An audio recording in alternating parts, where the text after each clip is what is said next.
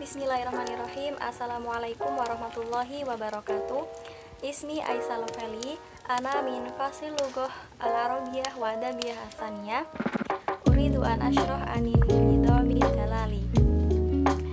Aywa, langsung saja. Di sini saya akan menjelaskan sedikit tentang apa itu semantik dalam materi linguistik.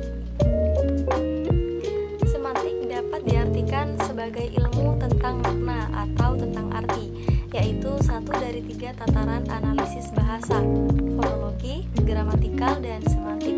Kata semantik disepakati sebagai istilah yang digunakan untuk bidang linguistik yang mempelajari hubungan antara tanda-tanda linguistik dengan hal-hal yang ditandainya, atau dengan kata lain, bidang studi dalam linguistik yang mempelajari makna atau arti dalam bahasa. Semantik berasal dari bahasa Yunani, sema, kata kerjanya semaino, yang artinya menandai dan melambangkan. Istilah semantik diartikan sebagai cabang linguistik yang mempelajari makna yang terkandung dalam suatu bahasa, kode, atau jenis representasi lainnya. Ilmu ini fokus pada hubungan antara tanda-tanda seperti kata, frase, dan simbol, serta apa maknanya. Semantik kebalikan dari sintak, yang merupakan studi kombinasi unit bahasa tanpa menghubungkan dengan maknanya, juga dengan pragmatik, yang merupakan studi hubungan antara simbol sebagai bahasa, artinya, dan pengguna dari bahasa itu. Semantik lebih kepada teori dari makna yang menghubungkan dengan studi filosofi untuk mencari makna akan suatu hal. Di dalam linguistik, semantik memegang peranan sebagai studi pengertian inheren pada tingkatan kata, frase, kalimat, dan unit yang lebih besar. Studi dari semantik juga berhubungan dengan subjek dari representasi, referensi, dan denotasi. Dasar dari studi semantik sendiri adalah mempelajari makna dari tanda-tanda dan studi hubungan antara unit linguistik yang berbeda dan senyawa.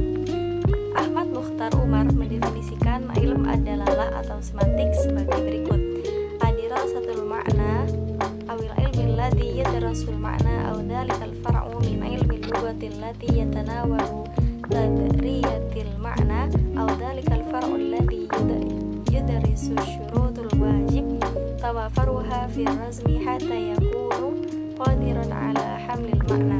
Artinya, kajian tentang makna atau ilmu yang membahas tentang makna, atau cabang linguistik yang mengkaji teori makna, atau cabang linguistik yang mengkaji syarat-syarat yang harus dipenuhi untuk mengungkap lambang-lambang bunyi sehingga mempunyai makna. Objek kajian ilmu dalalah adalah yang pertama, aspek makna kata atau al-makna al-mu'jami. Yang kedua, aspek bentuk kata atau sigoh syarfiyah. Yang ketiga, aspek struktur kalimat. Yang keempat, aspek ungkapan yang terkait erat dengan budaya penutur dan terkadang tidak dapat diterjemahkan secara harfiah ke dalam bahasa lain. Yang kelima, aspek intonasi atau suara. Adapun ruang lingkup kajian ilmu ad-dalalah dari segi yang lain, yaitu yang pertama ad-dal, petunjuk atau pemakna, lafaz, dan al-madlul atau yang ditunjuk, dimaknai atau makna, serta hubungan simbolik di antara keduanya. Lafaz dalam bahasa Arab dapat dikategorikan dalam 4 macam. Yang pertama, monosemi atau at-tabayun, yaitu salah satu yang menunjukkan makna umum yang mencakup beberapa arti yang menjadi turunannya. Dalam pengertian lain disebutkan, hiponimi adalah hubungan semantik antara sebuah bentuk ujaran yang maknanya tercakup dalam makna bentuk ujaran lain. Yang ketiga, sinonimi atau atarodut, yaitu beberapa lafaz yang menunjukkan satu makna meskipun tidak sama persis. Dalam pengertian lain disebutkan pula, sinonimi adalah hubungan semantik yang menyatakan adanya kesamaan makna antara satu ujaran dengan satuan ujaran lain.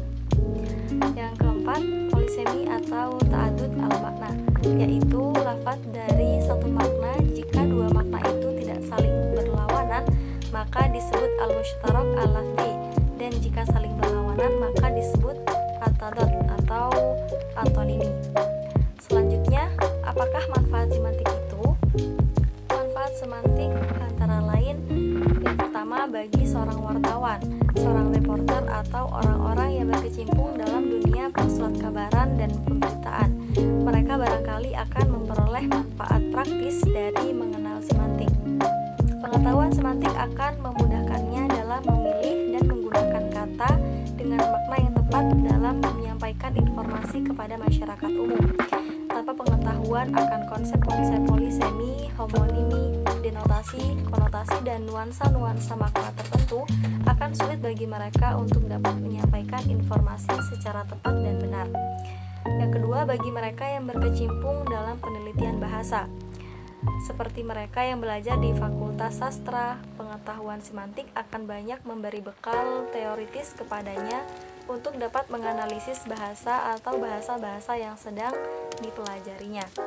Yang ketiga, bagi seorang atau calon guru pengetahuan semantik, mengenai semantik akan memberi manfaat teoritis dan juga manfaat praktis.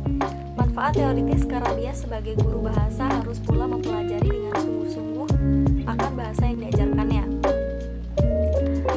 Sedangkan manfaat praktis akan diperolehnya berupa kemudahan bagi dirinya.